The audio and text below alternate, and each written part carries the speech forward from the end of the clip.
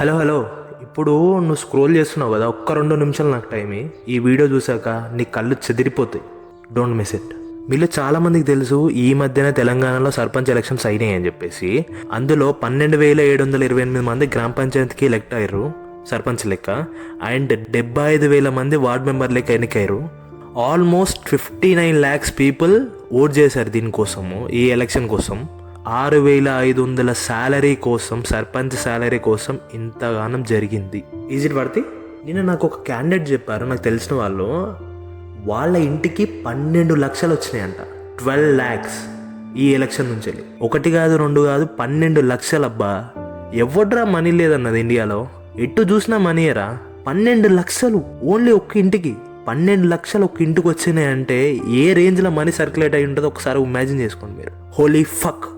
ఈ రేంజ్లో corruption manipulate చేసి, ఈ రేంజ్లో ఇంత పైసలు ఖర్చు పెట్టి, ఇంకా మనం ఎక్స్పెక్ట్ చేయొచ్చు తెలంగాణ డెవలప్ అయిపోతుంది రాబాయ్, తెలంగాణ విలేజెస్ అన్నీ డెవలప్ అయిపోతాయి రాబాయ్ అని చెప్పేసి మనం ఎక్స్పెక్ట్ చేయాలి దీని నుంచి. Wake up bro. ఇట్లాంటివి చూస్తుంటే కొన్ని వైరల్ క్లిప్స్ బయటకు వచ్చినాయి. ఓడిపోయిన క్యాండిడేట్ వచ్చి ప్రజల దగ్గరికి వచ్చి డబ్బులు అడుగుతున్నాడు, నా డబ్బులు నాకు ఇచ్చేయండి, మీరు నాకు ఓటు వేయలేదని చెప్పేసి. బ్యాలెట్లో ఉన్న ఓట్స్ అన్నీ డ్రైన్లో పడిపోయినాయి. చూడండి, ఇట్లాంటి క్లిప్స్ ఉన్నాయి. ఇవన్నీ మీడియా కూడా కవర్ చేసింది ఇట్లాంటి క్లిప్స్ని. ఇవన్నీ చూస్తూ ఒక ట్రామాలోకి వెళ్ళిపోయిన భయ్య నేను. నాకు సీరియస్గా చెప్పాలంటే నాకు అర్థం కావట్లేదు అసలు ఏం జరుగుతుంది, అసలు మనకు తెలియకుండా ఏం జరుగుతుంది అని చెప్పేసి నాకు చాలా ట్రామాలోకి వెళ్ళిపోయినా నేనైతే. అండ్ నా మైండ్లో క్వశ్చన్స్ రేజ్ అవుతూ ఉన్నాయి, అవి కూడా మీ ముందు పెడతాను. మీకేమనిపిస్తుందో కింద కామెంట్ సెక్షన్లో కామెంట్ చేయండి దాని గురించి. Tell me honestly. First one, బేసిక్గా ఎవరైనా ఇన్వెస్ట్మెంట్కి డబల్ రిటర్న్ ఎక్స్పెక్ట్ చేస్తారు. మీలో ఎంతమంది అగ్రీ చేస్తారు? సో ఏదన్నా దాంట్లో ఇన్వెస్ట్మెంట్ పెడుతున్నానికి దానికంటే అట్లీస్ట్ ఆ మనీ అనే రిటర్న్ రావాలి కదా.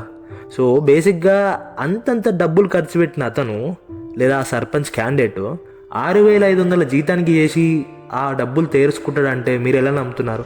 అవుద్దాలా? అంత ఖర్చు పెట్టడానికి అవసరం ఏంటి?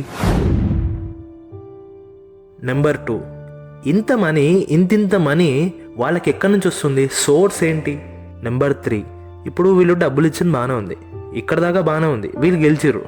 ఏదైతే ప్రామిసెస్ చేస్తారు సవా ఎలక్షన్ టైంలో, మేము అది చేస్తాము, ఒక ఊరికి ఏది వస్తుంది, రోడ్ వస్తుంది, అది వస్తుంది అని చెప్పేసి ఇవన్నీ చేస్తారంటారా?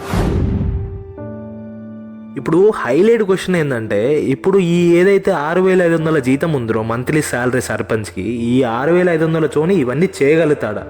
ఈ వీడియో ఎవరిని ఉద్దేశించింది కాదు బ్రో. జస్ట్ నాకు అనిపించిన నా థాట్ ప్రాసెస్ని బయట పెట్టాను. మీకేమనిపించిందో కామెంట్ సెక్షన్లో కామెంట్ చేయండి. It's not related to any party and any symbol.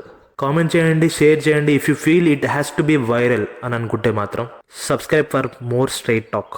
మిమ్మల్ని నెక్స్ట్ వీడియోలో కలుసుకుంటాను. చలో మరి, బాయ్.